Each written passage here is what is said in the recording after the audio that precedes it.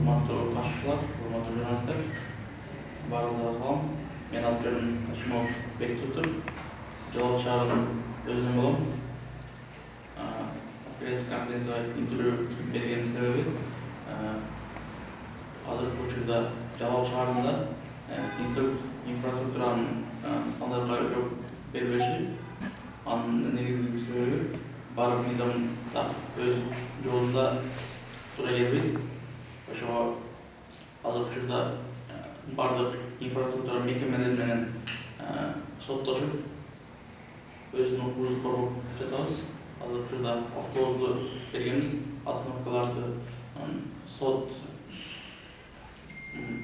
мамлекеттик имараттарды берип алып ошонун жылышы болуп жатат. Акыркы сотубуз бүттү. Сотубуз бүткөнүнүн себеби ал эммантты бергенбиз.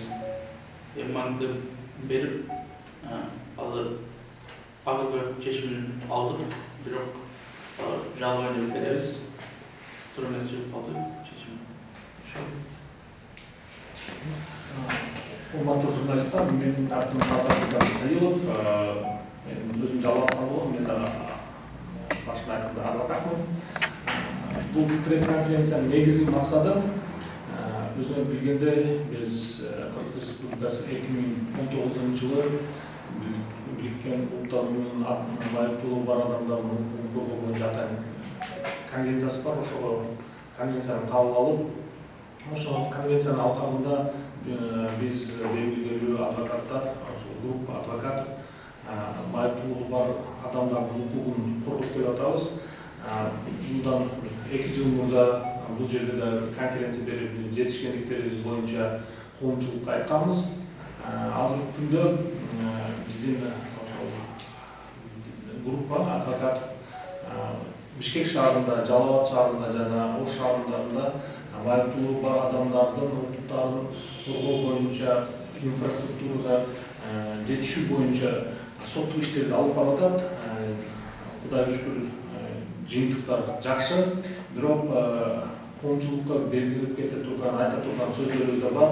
Ошондуктан мен биринчи сөздү Ош шаарынан келген адвокатыбыз Жорокул Максатбекке берсем, андан сырткары бүгүн Ош жергесине Ошко Бириккен Улуттар Уюмунун атайын майыптуулугу бар адамдардын укугун коргоо боюнча атайын баяндамачысы келип атат. Өзү 2 жумага Кыргызстанга келди, бирок бүгүн Ош жергесинде атайын ошол адамдар менен, ошол адам жана анын миссиясы менен да бүгүн жолугабыз. Ошону атайын айтып кетем эле, Максатбек. Адвокат Жорокул Максатбек. Ошол майыптуулугу бар адамдардын Кыргыз Республикасындагы конституция менен, мыйзам менен белгиленген укуктарынын сакталуусун боюнча алардын укуктарын эгерде бузулган учурлар болгон болсо коргоо боюнча иштерди алып барып жатабыз. Жогоруда атап өтүлгөндөй ошол майыптуулугу бар жарандардын укуктары жөнүндө конвенция Кыргыз Республикасы кабылдангандан кийин ошол биздин мыйзам чыгаруу жана аткаруу бийликтери жана ошол эле мыйзамдардын так жана туура аткаруусун көзөмөлдөгөн прокуратура органдары биздин ошол Кыргыз Республикасындагы майыптуулугу бар болуп жана мамлекеттен тиешелүү түрдө жана мындай жөлөк пулдарды алып, мындай алар дайынсыз адамдар эмес да, тиешелүү түрдө кайсыл айылда, кайсыл шаарда канча бар экенин, анын жанагы группаларга бөлүнгөндүгүнө байланыштуу алар дагы ошол мамлекеттик жана муниципалдык кызматтарды алууга түздөн түз муктаждыктары пайда болуп турат да. Андан сырткары коомдук бир мындай эркин биз адамдар пайдаланган жанагы маданий жана көңүл ачуучу жайларга дагы мүмкүнчүлүгү болуш керек да. Ошолор кандай деңгээлде уюштурулганы боюнча ошол мындай көзөмөл кылып байкоо жүргүзгөнүбүздө биринчи эле ошол конституцияда дагы жана эл аралык укуктук нормаларда көрсөтүлгөн соттук коргонууга болгон адам укугуна чектөө бар экенин байкаганбыз. Бул ошол Ош областык сотундагы имаратына майыптуулугу бар адам ошол жүрүүгө байланыштуу майыптуулугу бар адамдар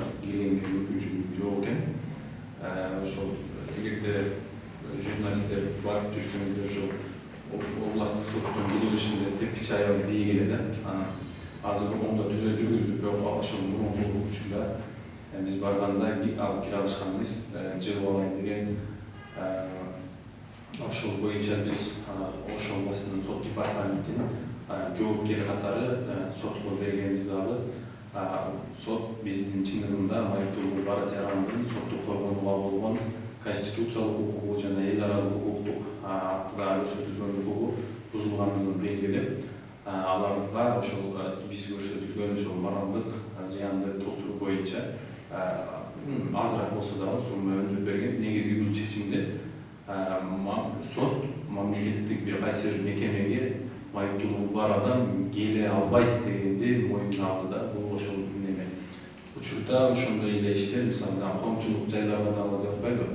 Биз көбүнчө эле ошол мамлекет тарабынан социалдык жөлөкөл берилсе эле ошол жетиштүү дегендей бир пикирде калып жүргөздү. Бирок алар деле бизге ошол парктарда, кино залдарда же болбосо ашканаларга барып пайдаланганга укуктары бирдей эле биз мененчи. Эгерде бирдей эмес болгон болсо мамлекет ошого жараша шарт түзүп бериши керек да. Азыр ошол боюнча мисалы алар ден соолугуна байланыштуу ошол үй бүлөлүк медицина мекемесине кайрылган элек ХВКда анткени ошол биздин жараныбыз майыптуулугу болот жаран ХВК районунда турат, Манасата деп айтылат. Манасатада турат дагы ошол жерден барып кайрылганыбызда бир топ көйгөйлөр бар экен. Кабыл алуудан же болбосо ошо имараттын өзүнө жетип мындай ден соолугун текшерткенге чейин эле жолдорунда имаратка кирүүдө шарттар каралып атты да. Азыр ошол үй бүлөлүк дарыгерлер немесинде анан коомдук тамактай жүрүшү жайлардагы жеке болгонуна карабастан булар Кыргыз Республикасынын мыйзамдарына баш ийип тиешелүү түрдө ошол майыптуулугу бар жарандарга дагы мындай жетиштүү, жеткиликтүү бир шарт түзүп бериш керек да, кирип мындай кызматтан пайдаланганчы. Азыр ошол боюнча Улуу Катарга кафесине бардым элек, ал жерде дагы шарт жок экен. Ал боюнча дагы ошол сотко чейинки өндүрүш ишин уюштурганбыз. Үчүнчүсү бул муниципалдык коомдук транспорттор боюнча билесиздер, мэрияда Өзбекстандан алынган транспорттор бар. Анан кийин кээ мындай мүмкүнчүлүк түзүлгөн болсо деле жанагы алууларды көп пайдаланбаган үчүн иштебейт же болбосо ошол айдоочулары түшүп жанагы тигини ачып бербейт да. Ошондой бир абалга түшкөндүк дагы. Анан ал боюнча дагы муниципалдык транспорт башкармаларына дагы азыр соттукка чейинки ошол чечүү маселесинде сот алдында турабыз.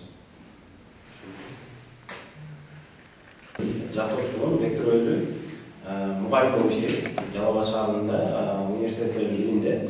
Ал бул жака Бектурга карата окуу иштеген жеринде шарттар бар. Кирип чыгышына несине. Анан Бектур ошо 2023 жылы Кыргызстан банк аркылуу М-банк тиркемесин ачып каттоотууга ошо банкка барган. Банктан барганда ошо банкта кире беришинде пандус деген турат, бирок өз алдынча колдонууга мүмкүн болбоду да. Анан Бектур суранып, үчүнчү адамдардын жардамында ошол жака көтөрүлүп чыгуусуга аргасыз болду да. Мынакей ошо Бектур биз ошол жактан кайра түшүп атканда ошо банктын жетекчиси менен мен түшүп атам, Бектурду ошол кулап кетпесин деп. Анан биз прокуратура органдарына кайрылдык, улуттук банкка кайрылдык. Алар ошол туура келбестиктерди аныктап, банкка тиешелүү түрдө пандусту оңдоо боюнча айтышты, мүмкүн жаңы пандус кылып даярдашты. Анан бирок ошол эле учурда эмнеге биз ошол кайрылгандан кийин болот, эмнеге өздөрү ошол имаратты салып атканда же калкка кызмат көрсөтүп атканда өздөрү оңдоп койболду. Сөзсүз биз барып айтып же болбосо бул жакты мына көрсөтүш керек болуп калды. Ошондон кийин оңдоп койгондон кийин биз сотко кайрылдык. Сотко кайрылганда сот бүгүнкү Жалал Абад шаардык соту 5-сентябрь күнү пандус эместик экендиги болгону себебинен ошол Бектурга карата моралдык зыян болду, бирдей шарттарды жоктугу, бул дискриминация, басмырлоого алып келди деген жыйынтыктар менен ошо бир сумма чечип берди бизге. Бирок ал сумма аз деп эсептеп бүгүнкү күнү биз ошо облус сотуна кайрылабыз деп атабыз. Андан сырткары эми Бектур деген бир эле М-банкка барбайт да, Бектур деген магазинге баргысы келет. бизде экинчи поликлиника бар, тиш доктуру бар ал жерде. Ошол жака барыбыз келет. Биз ошол мекемелерге келе албай атабыз. Мисалы, Жалал шаарында глобуска кире албайт. Глобуска айтып токтой десек, ал жерде остановка тиешелүү түрдө эмес экен, остановкадан кийин мындай артык экен, өтө албадык. Анан ошолор барып кайрылды. Бүгүнкү күндө Жалал шаарында ошо остановка аялдама кайрылдан кийин пландар экен, кылышты. Азыр глобус өзгөртүүнүн бандустары жакшыртууга аракет кылып атат. Поликлиникага акча бөлүп беребиз деп атат. Быйыл эмес. Биз 2023 жылы баягы Жалал шаарындагы өкмөт жер асты өкмөтүн жазганбыз. Алга жазганбызда бюджеттен 2024 карабыз деген каттарыбыз бар. Бирок ошого карабастан бүгүнкү күнгө чейин оңдой элек да. Азыр ошо соттук процесс жүрүп атат, соттойбуз. Эмне себептен 23 жылдагы нерсе сиздер дагы каражат бөлүп оңдободуңуздар. Баягы атайын техникалык баяндайлар бар экен, жакында ошол жерге кирсе, анан кылдыйга түшүп алып чыгып ошондойлор бар экен. Ошолорду бүгүнкү күндө сот териштөө жүрүп атат. Бирок аны баса берилип келүү үчүн мамлекеттик өзгөртүүлөр көрүп атабыз. Өзгөртүүлөр жакшы. Ошол эле учурда бектур ошогон жарандарыбыз дагы баягы ыңгайлыктар, буга шарттар болуп кетүүсүн каалайбыз да. Биз мамлекет подрядчик болуп бирөөгө берет да, тендер. Ал кишиге айтып дайындабаса, ал өтүп кете берет экен. Кабыл алыңчы, бул жерде шарты туура эмес, бул деген аябай бийик кылып коюпту деп аны биз баса белгилеп айтып кетиш керек болуп турду. Ошол эле мисалы Жалал Абад шаардык сотунда жаңы имарат ачылды, бирок биз сотко барганда бектур дагы эле ошол кызматкерлер көтөрүп алып чыгып коюп атат да. Анткени пандус бар, бирок аты болгону менен аны сыпаты туура келбей атат да. Нерсеге ошого биз ошол нерселерди оңдоосун кылып атабыз да. Биз эл аралык коомчулуктун алдында адам укуктарын сактаган бир Азияда бир демократия аралча болуп танылганбыз да. Ошону өзүбүздүн баягы статуска тиешелүү түрдө жооп бергилей болуп, ошону талап кылып атабыз бизчи. Ошол эми бизди угуп атат, прокуратура органдары биз менен макул болуп атат, сот органдары бизди карап атат, өзгөртүрөбүз деп атат. Болгону биз ошондой өзгөрүүлөр бар деп бир пресс-конференция берүүнү туура көрүп айтып жатабыз бүгүнкү күндө. Ошо. Анан айта кете турган сөз бул барда жалпы халктын 3%-тен көбү айыптуу бар. Алардын ичинде ар түрдүү, бирок эң көбүнчүсү бул инвалиддик кресло менен жүрүп аткандар, ошо өздөрү мобильности чектелген адамдар да. Мисалы биз азыр могу жерде пресс-конференцияга чыгып келип атып, могу жерде пандус жок экен да. Эми негизи биз пресс-конференцияга келип атабыз, бирок бул имараттында ыңгайсыз экен. Бул ыңгайсыздык ошо негизи куруу стандарттар бар да, сниттер. Мурда көп биздин мамлекеттик имараттар ошол эски союздун учурунда курулуп калган, пайдаланылып жаткан имараттар. Бирок 2018 жылы атайын ошол майыптуулугу бар адамдарга ыңгайлаштыруу жөнүндө сниттер строительный нормалар кирген. Бирок ал строительный нормаларды бирөө аткарбай жатат да. Мисалы, жаңы түшүп аткан имараттарда бар, бирок эскилерде жок экен. Мисалы, биз өткөндө Ош шаардык юстициясы бар да, областной юстициясы. Ошол жерге барсак, пандус жок экен. Эми ыңгайсыз киресиң. Бирок эки этаждуу зданияда, мисалы, майыптуулугу бар адам ал жерде колдонуш эмес, ал жерде иштей албайт да. Бул колдонуштан сырткары иштеш керек адам. Андан сырткары мисалы коллегаларым баса белгилегендей коомдук транспорт аябай көйгөй да. Мисалы бир адам башка Ош шаарынын бир бурчунан экинчи бурчуна бара турган только такси менен колдонот. А такси бул өзүңөр билгендей кымбат транспорт. Ага действительно акча кетиресиң. Коомдук транспорттон пайдаланбай. Ошондой көйгөйлөр бар. Биздин максат ушул көйгөйлөрдү көтөрүп чыгып, чогуу коомчулук менен чечүү. Коллегам айткандай соттук карап атат, чыгарып атат. Бирок кээ бир учурда ошол компенсация маселесине келгенде соттор төмөн баадагы компенсацияларды берип атат, чечимдерди чыгарып атат. Андан сырткары айта турган сөзүбүз, биз бул майыптуулугу бар адамдарды коомчулук биз кандай десем болот, өзүбүздүн бир бөлүгүбүз деп билишибиз керек да. Или мисалы бизде бул тема көбүнчө майыптуулугу бар адамдардын жөнүндөгү бир атайын бир күн бар да, ден инвалид. Ошол күнү эстеп коебуз, же кандайдыр бир эстафета кылып атканда эстеп коебуз. Бирок өзүңөр билгендей, мына жолу Паралимпиадада Кыргызстандан 4 эле спортсмен барды да. Муда барган эмес. Бул да жетишкендик. Бирок 4 адам барганы бул аябай аз да. Бул деген сөз спортто проблема бар экен, туурабы? Транспортта бар экен, биздин коомчулукта бардык сферасында майыптуулугу бар адамдарга бир чектөөлөр бар да. Ошол чектөөлөрдөн алып салыштын эң негизги максаты бул майыптуулугу бар адамдарга болгон мамилени өзгөртүүдөн башталат. Биз адвокаттар катары биз ошол өзгөртүүнү юридикалык жак менен, юридикалык плоскость менен алып баратабыз. Кудайга шүгүр, азыр Конституционный палатага чейин, то есть Конституционный сотко чейин барган иштерибиз бар. Бул дагы биздин кыргыз юриспруденциясы коштон өзүбүздүн салымыбыз деп билебиз. Эми суроолоруңуз болсо,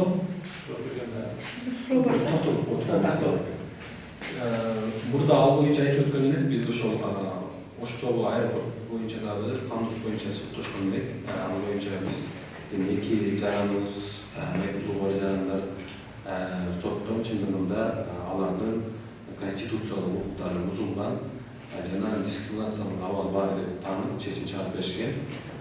Өзүңүздөр билсеңиздер керек, 2 ай мурда же 3 ай мурда ошол пандус алынды деп жаңылык чыгарды да, ошол аэропорт жөө ошол адам мындай биз талап кылып ошол буйрууну алып чыкканда коомчулук сиздерде ошолор боюнча көңүл бурганыңыздар да мындай натыйжа болот экендигине мындай чындыгында так күбө катары көрсөтүп, далил катары көрсөтсөк болот да ошол. Анан Кыргызстан банк боюнча, эң банк боюнча Бектурдун ишинде биз биринчи банкка айттык да, бирден досудебный производство сотко чейин атайын мыйзамда Жарандык процессуалдык кодексте айтат да, досудебный производствону түзүш керек. Биз банкка айттык эле, силер ката келтирдиңер. Катачылык бар, зданияны канча жылдан бери колдоносуңар, бирок пандусуңар шартка туура келбейт. Бул жерде басмырлоо фактысы бар, ошого муну куруп биздин претензияга ылайык акчаны берсеңер, бул силердин имиджиңер да. Туура, это репутационный вопрос.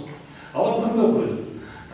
Мен айта турган сөз, мисалы Кыргызстан финансылык мекемелердин банктар элди тейлейт да, бирок соответствующий условия менен тейлебейт да. Головной офистеринде бар.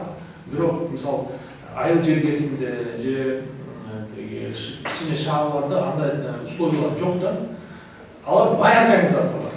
На самом деле, мисалы мамлекеттик ишкана боло турган болсо атайын тендер өткөрүш керек, атайын бюджеттен акча бөлүш керек, бирок жеке мекемелер бар, бай ишканалар бар. Мисалы ошол жерде Улуу Ата кафеси. Ошто эң белгилүү жер, туурабы? Бирок кире бериште пандус жок. Марина Фегеле деген оштук тургун атайын арка жагы менен кирип атат да. Арка жагы менен через парковку надо зайти. Ал бул өзүнүн баягы ан сезим менен карай турган болсо, бул прямой дискриминация. Эмнеге ал адам арты менен келет, калгандар алды менен келет деген сөз да. Ошондой баягы мен айтып аткан сөз, жеке мекемелер өздөрү кылып сала турган иштер бар да. Анчалык да баягы кымбат иш эмес, бирок бул ошол майыптуулугу бар адамдарга болуп аткан мамиле бир көрүнүш. Анан бир статистика бар негизи эле, мисалы Ош, Жалбат облустарында ушунча объектте микро ишканалар менен соттошуп жетишкен, канча эмеге жетиштиңиздер, анан канчасы учурда мисалы сотко бербегендер деле бар да, бирок ошол жалпы эле статистика бар негизи. Канча адамдын канча ушундай бир объекттерде жок. Андан канча адам буга чейин сиздерге кайрылды, мисалы сиздер канча жылдан бери иш алып барып келатасыздар ушул майыптуулугу бар адамдардын укугун коргоо боюнча? Биз 2022 жылдан бери негизи иш менен баштаганбыз. Адвокаттар катары. Бул баягы неформальное объединение адвокатов, скажем так. Бул Ош боюнча биз 4 объект боюнча иштеп атабыз. Негизи өзү толтурат. Бул пандуста эмес да, мисалы туалет да бар. Мисалы сондо, Оштун сондо биз өткөн жыл мониторинг жүргүзгөнүбүздө экинчи этажда чыга албайт. Туура? Мисалы ошол жерде турган адам тиги атайын бөлмөсү болуш керек, санитарный. ал жерде андай жок. Паспортный столда айтып атам да. Мисалы башка мамлекеттик мекемелерде сотто дагы, Ош городской сотто туалет ыңгайсыз. Бизде Абдыкадыр Баястан деген жигитибиз бар. Как раз Максат Биле айтып аткан иш боюнча пандус жок. Иш боюнча сотто келе баягы соттун туалетине кире албай калган, потому что батпайт да. Ошондой толтура зданиялар. Аны атайын бир мониторинг жүргүзгөндө дагы биз 2023-жылы 22-жылдын аягында мониторинг өткөргөнбүз Ош менен Бишкекте. Бул боюнча конференцияда, пресс-конференцияда бергенбиз. 47 объект, мамлекеттик объект текшерткенбиз. Ошол 47 объекттин баардыгында пандус менен санитарный туалетке баягы ыңгайсыз шарттар менен баардыгын выявлять эткенбиз да. Ош шаары боюнча сот, мисалы теге управление соцзащиты бар го, ошол жерге барганыбызда теге пандусу ыңгайсыз экен. Эки швелерди коюп койгон, бирок пандусу батпайт ага. То есть коляска батпайт. Колясканын дагы ар түрдүү болот экен да, ширинасы, колесасы. Ошого ыңгайсыз да. Бул жерде атайын ошол симптер көрсөтүлгөн, кандай градуста болот, кандай покрытиясы болот, баягындай ал жерде темирди эле коюп койгондо барбы бар деген сөз да. Сурасаң биз бул жерде арендада турабыз деп коет. Жок, бирок арендада отурган менен сен колдонуп атасың деген адам жок да. Статистика боюнча биз атайын Кыргыз Республикасы боюнча объекттер текшерген эмеспиз. Алдында статистикабыз жок. Бирок муну кылыш керек негизи. Атайын мониторинг жасап, ушул көбөйтүп жашоо керек. Аны сиздерде атайын жаран кайрылыш керекпи? Ошол мониторингга жаран атайын арыз менен кайрылып, же сөзсүз кайрылыш керекпи, же өзүңүздөр деле? Ооба, эми биз баягындай кайрылгандан кийин атайын адам менен соглашение түзөбүз. Укуктуу жардам берүү боюнча. Анан ошол күбөлөрдү жолу жардам беребиз да укуктуу. Конституциялык укуктар боюнча анан кийин ушул соттук талаштар тартышкандай өзүнүн эрки жеткен ушундай эми тартыш адамдарды жүргүзүү кыйнайт да. Бул дайым нефтик бир мындай абал болсун. Ошого даяр адамдар гана ишке барат да. Бул эми биз азыр 3-4 эле адам боюнча айтып атабыз да. Мисалы жогоруда айтылып тургандай 200 миңдей адам бар. Алар эми ошол өздөрүнүн үйүнө эле камалып калган деп айтсак мындай жаңылбай дегенчи. Көпчүлүгү ошол жанагындай жүрүүгө байланыштуу майыптуулугу бар жарандар ошол үйүндө болуп, анын муктаждыктарын туугандары, анын карап аткан атасы, агасы, иниси ошолор аткарып жүрөт да. Балдары. Бирок негизи шарт түзүлгөн болсо алар өздөрү эле муктаждыктарын экендүү. Алардын дагы коомчулукка аралашкан сайын адам мындай өзүндөгү немелерди унутат го. Жакшы нерсе да. Ошого негизи биз аз көзбүз. Аз эле адамдын көйгөйү жөнүндө айтып атабыз да. Бирок бул көйгөй чоң. Бунда ошол ар бир эгерде күрөшүп айтып чыгып дей турган болсо, анан ошондо гана бир кандайдыр бир өзгөрүү барат деп ойлойм. Азыр жаңы имараттар курулуп атпайбы? Шаар боюнча жана сиздер ушул архитектура менен курулуш башкармалыгы менен иш алып барган учурлар болду. Мындай эскерткиңиздер жаңы курулуштар курулуп атканда ушул жагдайларды эске алуу менен куруңуздар деген мындай сүйлөшүүлөр болду, жолугушуулар болду, ушул маселе талкууланды. Ооба, азыр мен Бишкекте кейс боюнча айтайын, биз укуктуу жардам берип аткан атайын Дастан деген жигитибиз бар, ал дагы активист. Ал жаңы реконструкция болгон стадион бар го. Бишкектеги. Ошол атайын футбол федерациясынын башчысы Камчыбек Кыдышаевичке атайын кат менен кайрылдык. Биз ошол айылдуу бар адамдар спорттук комплекске бара албайбыз. Азыр болуп аткан иштин алкагында биздин да баягы мнениябыз угуп, бизге да шарт жаратып беришиңизди суранабыз деп туруп атайын 6 кишиге кат жазып, кат жолдоп, азыр Кудайга шүгүр ошол жаңы реконструкция кылынган здание атайын майыптуулугу бар адамдар, коляскада жүргөн адамдарга ыңгайлуу. Мурдагыдай болгон эмес. Мисалы ошол деги эски здание, эски стадионду карай турган болсо тепкичтер менен чыгат. Атайын ыңгайлуу шарттар жаратылган да.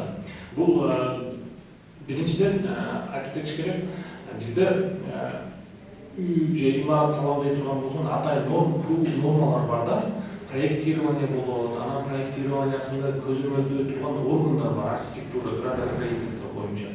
Ошолор өздөрүн мыйзамда көрсөтүлгөн шарттарын, стандарттарын бекем кармаса, бекем талап кылса, андай көйгөй болбойт. Бирок кээ бир учурда мисалы проектти чыздырат да өзү билгендей салып коет. Анан акт вводаны кандай кылат билбейм. Бирок азыр биздин көйгөй мурдагы курулуп калган зданиялар, азыр курулуп аткан зданиялар ошол кабыл алынган сиңиптерге туура келе турган болсо жакшы, келе турган болсо аны эми оңдош керек. Ошол максатта иштеп атабыз. Бул айтып атабыз, вопрос ошол зданияга кирүү эмес, зданияда иштеш керек. Бул жакта мисалы көз айсыз адамдар бар. Жүрөт көз айсыз адам. Аларга доступ к информации деп коет, ошол маалыматка болгон жетишкендикти деп мисалы айтсак болот. Шрифт району бар, же бир сурдопереводчик деп коет. Сурдопереводчик ким берет? Мисалы сүйлөй албай турган адамдар болсо бар, алар паспорттун столуна барса ким менен кандай сүйлөшөт? Ошол жактарда бар. Бул жактан айтканым бардык коомчулукта ошол адамдарга болуп аткан мамиле начинается с пандуса башталат экен. Биз пандустан баштадык, буюрса эми башка жагдайларды да алышка аракет кылабыз. Енді бетурсуңа суроо бар дегендей. Статистика боюнча сурооңузга жооп берип кетсем, статистика боюнча барлык мекемелерде 10% бар, 10%, бирок аларда стандарт жооп бербейт. Жылыш бар деген сурооңузга акыркы жылдары 2022 жылдан бери берекет алабыз. Иштеп, адвокаттарым иштеп, азыр учурда жылыш жерден бар десем, ушул ММАга кайрылгандан кийин ошол пандус курушкан. Кирем кирбейм азыр текшерүү болду элек. Бирок азыр учурда ошол өткөндө барып көрсөм мындай көрдүм да, чыкса болгон дейт экен.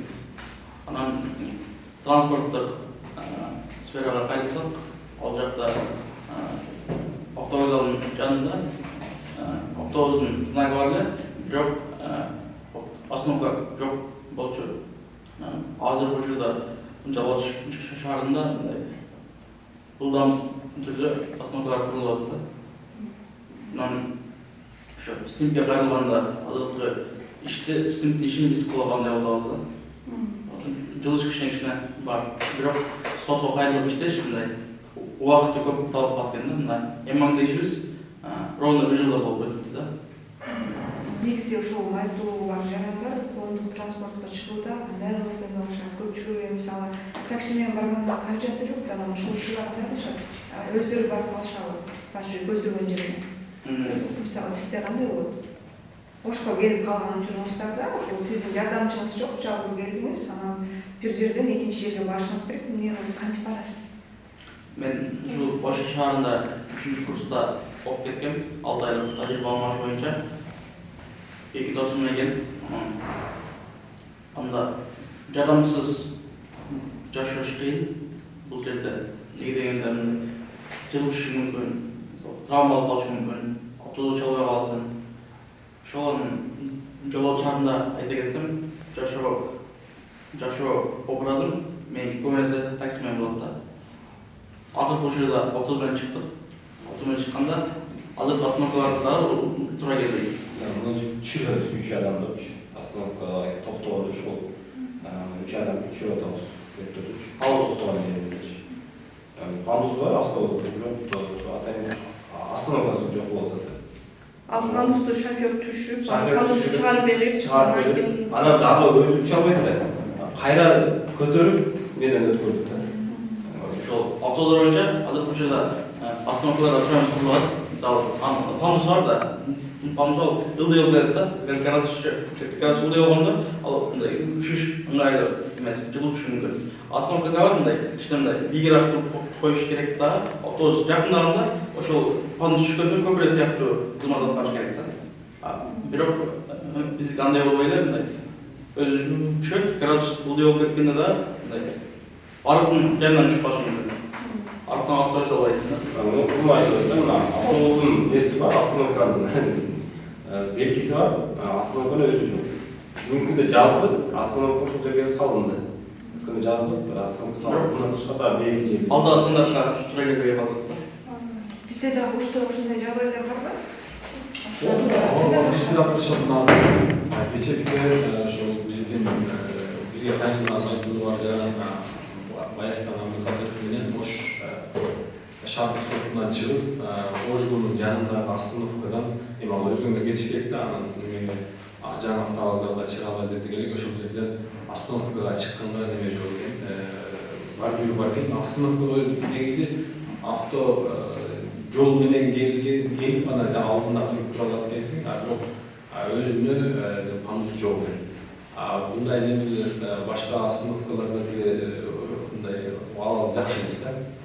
Ошого ал боюнча дагы ошо мэрияга кайрылганбыз, мэрия дагы бир сыйра кайрылып бизге жооп берди. Чындыгында ошо иштеп алып барышыбыз керек. Анан бизде автобусга жана Өзбекстандан келген автобус барат экен эле ошол биринчиден коляскабыз басып барпай калды.